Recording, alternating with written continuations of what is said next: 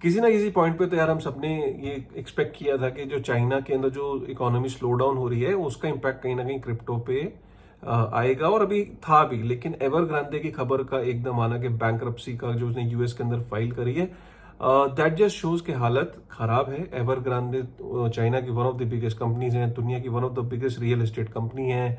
1300 से ऊपर उसके प्रोजेक्ट्स हैं, 280 शहरों से ज़्यादा में उसकी प्रेजेंस है। 300 बिलियन यूएस डॉलर की का डेट है। तो बहुत सारी जो कंपनीज हैं यूएस में, दुनिया भर में, उसका एवरग्रांदे में एक्सपोजर है।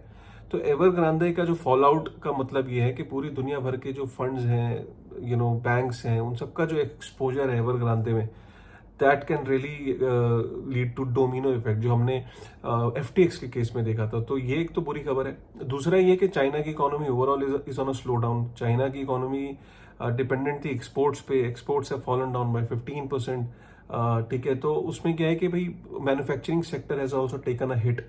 अब जो चाइना का, जैसे इंडिया में क्या है ना, कंज्यूमर ड्रिवन है मार्केट्स, यहाँ ग्लोबली कुछ भी होता रहे, इंडिया में इतना फर्क नहीं पड़ता। चाइना में थोड़ा सा कॉज ऑफ कंसर्न ये कि वो China has entered into a deflationary kind of a scenario, जहाँ पे लोग खर्चा ही नहीं कर रहे। वहाँ पे prices have fallen down so drastically. जो सीपीआई इंडेक्स है, वो इतना कम हो गया है वहाँ पे कि लोगों को लगता है कि प्राइस और फॉल होगा, सो they are not spending.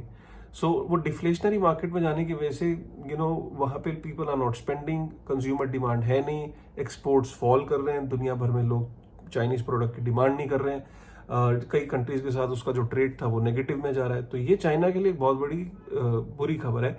China being the second biggest economy, अगर चाइना का फॉल आउट होता है और वो स्लो होता है, तो ऑब्वियसली दुनिया पूरी इंटरकनेक्टेड है। हर दुनिया का मैन्युफैक्चरिंग में कहीं ना कहीं सप्लाई चेन चाइना से होके गुजरता है, चाइना का रॉ मटेरियल यूज होता है, राइट। सो मेरा कहने का मतलब ये है कि आने वाले समय में things can take a real bad shape, क्योंकि रियल एस्टेट में अगर हम देखें तो 40% जो मकान चाइना को जो डिलीवर करने थे लोगों के, मतलब वहाँ पे जो 40% रेजिडेंशियल हाउसेज जो डिलीवर होने थे अभी कुछ सालों में, वो जो बनाने वाली कंपनी है सब के सब डिफॉल्ट के कगार पे हैं। अगर ये डिफॉल्ट होता है वहाँ पे, अगर ये बैंकरप्ट होती हैं वहाँ की रियल एस्टेट कंपनीज, तो ये बहुत बड़ी खबर होगी पूरी दुनिया भर के लिए। अभी एवरग्रांदे का एक्सपोजर किस किस कंपनी का है ये भी आने वाले समय में पता लगेगा, और फिर उनका कितना एक्सपोजर था ये पता लगेगा। और चाइना क्या करता है, अब देखिए, कोई भी गवर्नमेंट है जैसे चाइना है, वो पहले तो यही देखेगा कि यार मेरा एक्सपोर्ट बढ़ नहीं रहा है, तो मैं अपनी जो इंटरनल डिमांड है, जो कंज्यूमर डिमांड है अपने घर के अंदर, इसको बढ़ाता हूँ। उसको बढ़ाने के लिए उसको हाथों में पैसा देने पड़ेगा। तो सीधी सी बात है, आप फ्यूचर में स्टिमुलस देख सकते हो। स्टिमुलस का मतलब है कि आप ज्यादा पैसे को प्रिंट होता देख सकते हो। China will try and print more money and give it in the hands of people so that they can spend more. लेकिन अगर चाइना पैसे को प्रिंट करता है और लोग फिर भी अगर स्पेंड नहीं करते हैं, तो that can lead to a situation where there is stagflation. So आने वाले टाइम में देखने वाला है कि किस तरीके से चीजें इवॉल्व होती हैं। ऑल एंड ऑल, अब आप सोच रहे हो कि सर इन सब चीज़ों का क्रिप्टो पे आप देख ही रहे हो यार। क्रिप्टो के अंदर क्या है कि मैक्रो इकोनॉमिक सिनेरियो और क्रिप्टो बहुत ही क्लोजली इंटर रिलेटेड है। जो भी फाइनेंशियल इंस्टीट्यूशंस होते हैं, राइट, देखिए रिटेल का इतना फर्क नहीं पड़ता है प्राइसेस पे। जो फाइनेंशियल इंस्टीट्यूशंस होते हैं वो इमीडिएटली हेज करते हैं। हेज का मतलब ये है कि उनको दिखता है कि यार अच्छा, ये डिफॉल्ट हो रहा है, एवरग्रांदे का फॉल आउट हो रहा है, चलो बॉन्ड्स में इन्वेस्ट करते हैं, या कुछ जो सिक्योरिटीज हैं जो कि सेफर हेवन है उनमें इन्वेस्ट करते हैं। तो पैसा मूव होता है स्पेकुलेटिव एसेट क्लास से, ठीक है। तो ऑल इन ऑल आपने इसलिए क्रिप्टो के अंदर, ऑल्ट कॉइन्स के अंदर ज्यादा आप ब्लड बात देख रहे हो। अब रही बात कि बिटकॉइन की, तो हमेशा मैं जब भी इम्पैक्ट की बात करता हूँ, दो चीजों को अलग अलग रख के बात करता हूँ। क्रिप्टो पे तो आप देख ही रहे हो इम्पैक्ट, बिटकॉइन पे क्या है। बिटकॉइन की एक इंपॉर्टेंट बात मैं आपको बताता हूँ। सतोशी नाकामोटो को ये पता था कि कभी ना कभी जो बिटकॉइन की जर्नी है, उसने उस हिसाब से उसको डिजाइन किया कि हर 4 साल बाद एक हार्वनिंग का कॉन्सेप्ट दिया। इसका कॉन्सेप्ट की इंपॉर्टेंस को समझिए।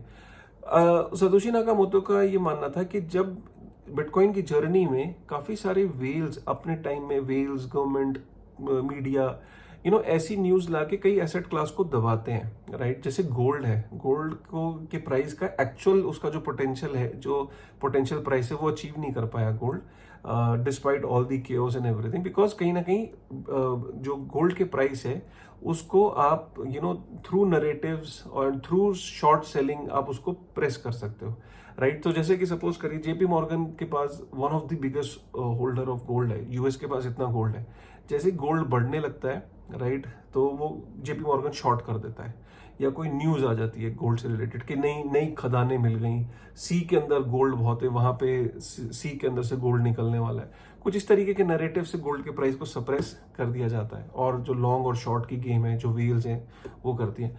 बिटकॉइन के अंदर क्या है कि बिटकॉइन के अंदर हर 4 साल बाद हार्वनिंग है, यहाँ पीछे से सप्लाई शॉक आता है।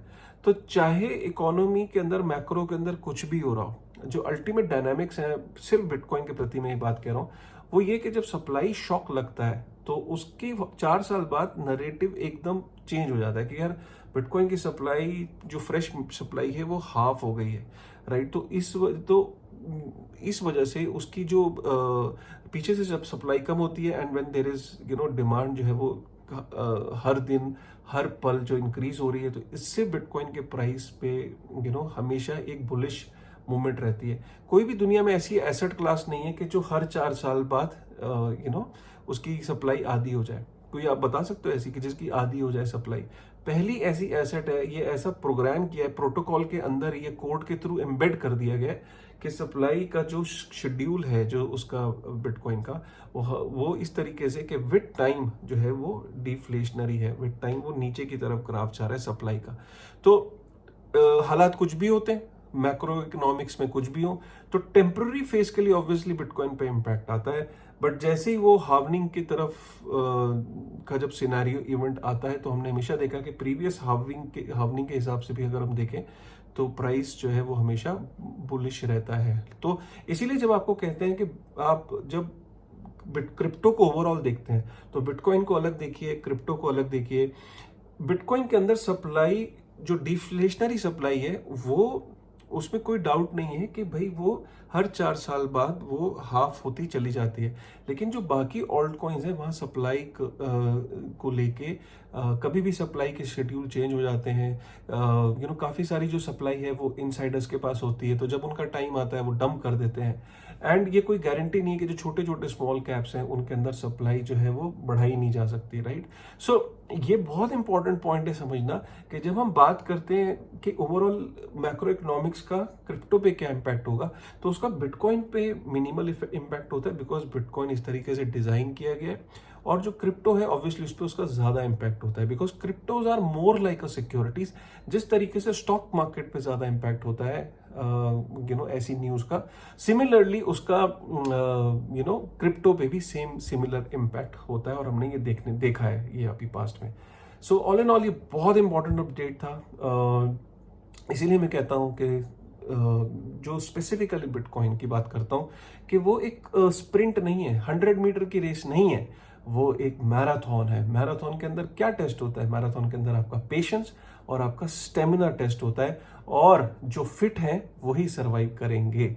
इसीलिए आपको हमेशा बोला जाता है कि मैराथन की तरह देखिए, इसे लंबी अवधि के लिए देखिए, और हर प्राइस करेक्शन पे छोटा छोटा आप जो डिस्पोजेबल इनकम है, डिस्पोजेबल इनकम का मतलब है आपके सारे खर्चे निकालने के बाद, सारे इमरजेंसी फंड्स को अलग रखने के बाद, सारी पॉलिसीज को, म्यूचुअल फंड्स की SIPs देने के बाद जो आपके पास पैसा बचता है, उसके थ्रू आप ये छोटी छोटी अक्यूमुलेशन कर सकते हो, एक अपने आप को डाइवर्सिफाई करने के लिए, राइट। सो ये समझना बहुत जरूरी है। रातों रात बनने की अमीर बनने की स्कीम नहीं है, और ये किसी भी तरीके का ये जो वीडियो है पर्टिकुलर, ये एक फाइनेंशियल एडवाइस नहीं है। ये सिर्फ आपको, आपकी नॉलेज को, और इस टाइम जो मार्केट के अंदर हो रहा है उसको बताने की एक छोटी सी कोशिश है। उम्मीद करता हूं आपको वीडियो पसंद आया होगा। अगर पसंद आया तो प्लीज लाइक करेगा, हिट करेगा, सब्सक्राइब बटन दबाइएगा और बेल आइकन को जरूर प्रेस करेगा। With this thought, thank you very much.